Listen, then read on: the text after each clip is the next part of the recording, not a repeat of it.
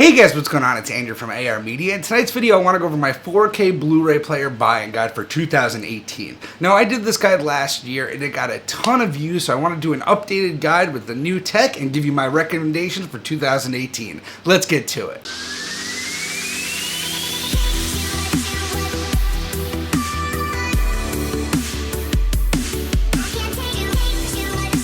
So I'm going to start off my 2018 buyer's guide with more of the budget friendly, but let's just get one console out of the way. So I'm going to start out with the Xbox One S because it is priced very reasonably, and if you're looking for a gaming console as well, it is a no-brainer to go with the Xbox One S.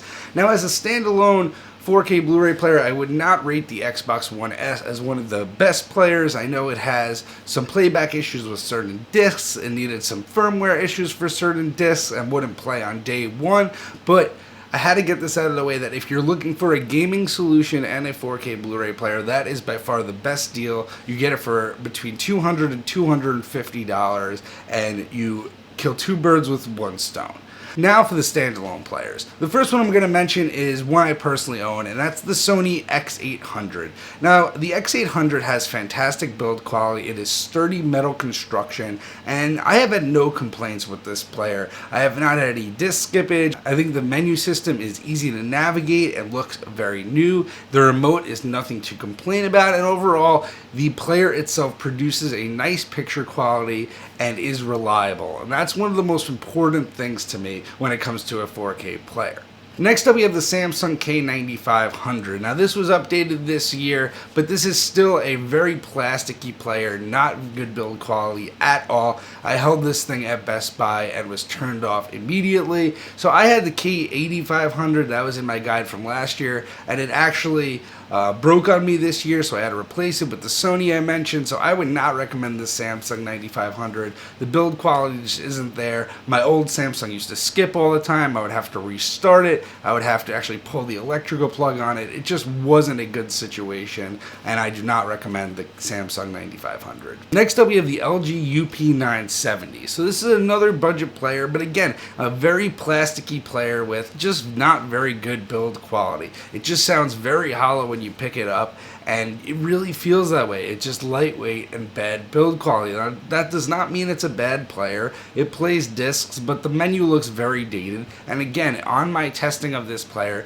I did have some skipping, and the biggest thing with this player was the noise. I noticed with some discs the noise got very loud. You could YouTube it. You'll actually hear other people demoing how loud it gets when it plays certain Blu-rays, and that's a big problem to me. And another issue with this was the Dolby Vision update. They promised a Dolby Vision update. I understand that they just released it last week, but this was promised months and months ago, and I don't like buying something on a promise that's not fulfilled. So all of those players I listed were between $150 and $300. Most of them you could find under $250, most under $200 on sale. So I'm going to lump all those together, but out of all those, I would really only suggest the Sony or the Xbox One S if you're looking for some gaming. Now let's move to the mid-tier, and for the mid-tier I'm going to start with the Panasonic UB900. Now this was always a favorite player of mine. The only thing I don't like about it is that it is a bit plasticky for the price, considering it's around $550, but the player itself is phenomenal. The LCD screen on the front shows all the necessary info. It comes with a great remote, and it has one of the best picture qualities of any 4K Blu-ray player on the market. So there's nothing to argue with there. So they also have an updated version coming out, the UD820. This is going to have Dolby Vision and HDR 10 plus, but this is slated for, I believe, June 2018, and there's no pricing it on it, but I do want to mention it because that's definitely going to be one to look out for. Next up, we got my personal favorite and the same one I recommended last year, the Oppo 203. Now, the Oppo 203 has been so reliable to me. It is a rock solid build. There is not one piece of plastic on it. It is a solid metal construction. It fits perfectly into any home theater rack, and I've never had a disc skip. I've never had a shutdown. I've never had any sort of issues. I've never had a sound issue. I've never had to wait for firmware. The day that a Dolby Vision disc got announced, Despicable Me 1 was announced, Oppo released a firmware update that day for Dolby Vision.